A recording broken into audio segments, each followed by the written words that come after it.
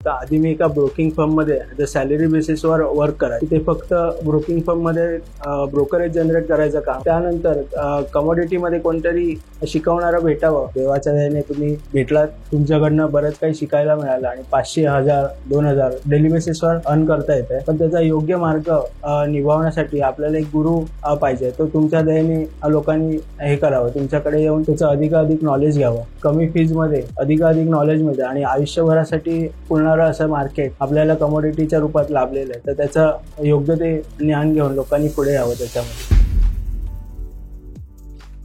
नमस्कार, मी Viraj Jamdade, founder and CEO of Viraj excellence community centre Pune. जसं तुम्हाला मागच्या व्हिडिओमध्ये एक क्लायंट सोबत आपण भेटलो होतं की बाबा ज्या दिवशी क्लास होतो त्या दिवशीचे रिव्ह्यूज घेण्यापेक्षा किंवा त्या दिवशीचं काम करण्यापेक्षा ऍक्च्युअल काम कसं होतं किंवा 3-4 महिन्यानंतर तुम्हाला काय सपोर्ट मिळतो किंवा कशा पद्धतीने तुम्ही तुमची प्रॉफिटेबल जर्नी चालू करू शकता. इन केस तुम्ही प्रॉफिटेबल जरी नसाल तरी एक मार्केटकडे बघायचा जो दृष्टिकोन असतो तुमचा, तो कशा पद्धतीने वर्क करतो, आपण त्याच्या संदर्भात हा पॉडकास्टची सिरीज जी आहे ती चालू केली होती. तर आज मुंबईला असल्या कारणामुळे मुंबईचा एक माझ्याच वयाचा मित्र म्हणू शकतो आपण त्याला, की ज्याचे ट्रेडिंगचे स्किल्स जर तुम्ही बघितले तर चांगल्या पद्धतीने स्वतःचे डेव्हलप केलेले आहेत. डेली बेसिसवर कॉन्टॅक्ट असतात, डेली बेसिसवर त्याचे प्रॉफिटचे जे काही स्क्रीनशॉट असतात ते मला येतात आणि त्याच्या पद्धतीने काय त्याची सायकोलॉजी आहे, काय स्ट्रॅटेजी तो वापरतो किंवा कशा पद्धतीने तो काम करतो ते आपण जाणून घेऊयात. नमस्कार. नमस्कार सर, यश वालालकर, दादरवरून सर. मी मोतीलाल ओसवालमध्ये ॲज अ ब्रोकिंग फर्म मध्ये काम केलं होतं, पण तिथे ॲज अ ब्रोकरेज फक्त जनरेट करायचा आणि ते लोकांना त्याचा लॉस व्हायचा. पण कमोडिटी मार्केटमध्ये कसं वर्क करायचं याबद्दल कोणी शिकवणारा मिळाला नाही. देवाच्या दयेने तुम्ही भेटलात, तुमची भेट झाली, त्यानंतर तुमच्याकडनं बरंच काही शिकायला मिळालं आणि त्यावर थोडं वर्क केल्यानंतर डेली बेसिसवर दिवसाच्या 500, 1000, 2000 असं डेली बेसिसवर अर्न करता येतंय. कधी कधी स्टॉप लॉस होतो, पण ते स्टॉप लॉस कमी कसं करावं हे पण तुमच्याकडनं भरपूर काही शिकायला मिळालं. आणि तुम्ही जी FRP स्ट्रॅटेजी शिकवली आणि त्या दिवशी जे झूममध्ये तुम्ही 9:25 ते 9:45 ही जी 1 मिनिटची स्ट्रॅटेजी शिकवली ती पण मी वर्क केली. त्याचा की मी तुम्हाला प्रॉफिट शेअर दाखवलं होतं HDFC बँकेचं.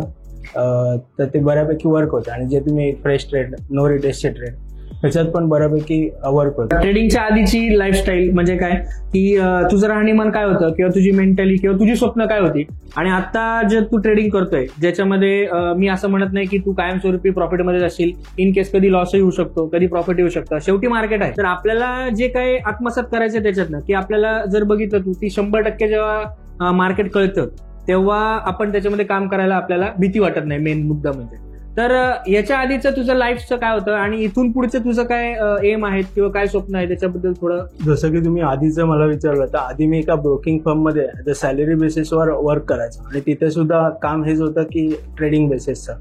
तिथे फक्त ब्रोकिंग फर्म मध्ये ब्रोकरेज जनरेट करायचं काम आणि त्याच्यावर सॅलरी हे व्हायची फक्त. पण त्यामध्ये ऍक्च्युअल वर्क कसं होतं हे तिकडच्या ऍडवायझरला कोणालाही माहित नाही आणि ते का आपण समोरच्याला पिच करायचं हे पण माहित नव्हतं. फक्त मग त्यानंतर कमोडिटीमध्ये कोणतरी शिकवणारं भेटावं असं कोणीतरी पाहिजे होतं. ते तुमच्या रूपाने मिळालं आणि त्यानंतर जवळजवळ आता मी 6-7 महिने झाले त्याच्यावर वर्क करतो ट्रेडिंगमध्ये आणि फुल टाइम जॉब सोडून. त्यानंतर बऱ्यापैकी आता प्रॉफिटेबल आहे सर. आणि तुझं वय आणि माझं वय जवळजवळ सेम आहे.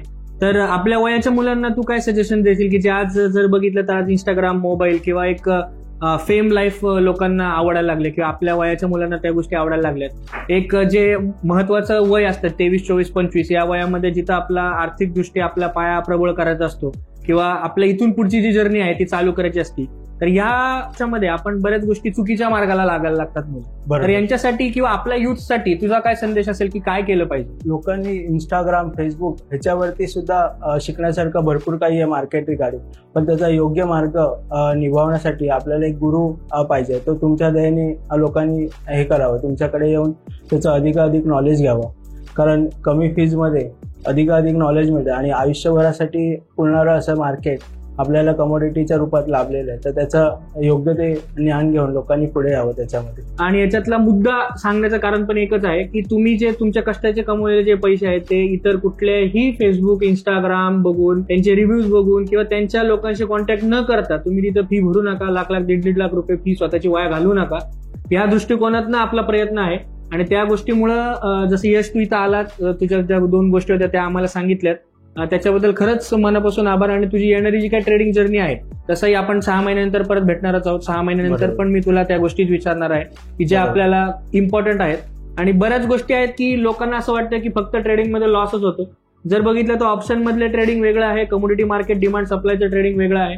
जर प्रॉपर नॉलेज घेऊन, कुठलंही मार्केट खराब नसतं, प्रॉपर नॉलेज घेऊन जर तुम्हाला त्याच्यामध्ये काम करायची सवय लागली किंवा प्रॉपर नॉलेज घेऊन डेली बेसिसवर जर त्याच्यामध्ये तुम्हाला ट्रेडिंग करायची सवय लागली तर नक्कीच तुम्ही त्याच्यामध्ये काम चांगल्या पद्धतीने करू शकता.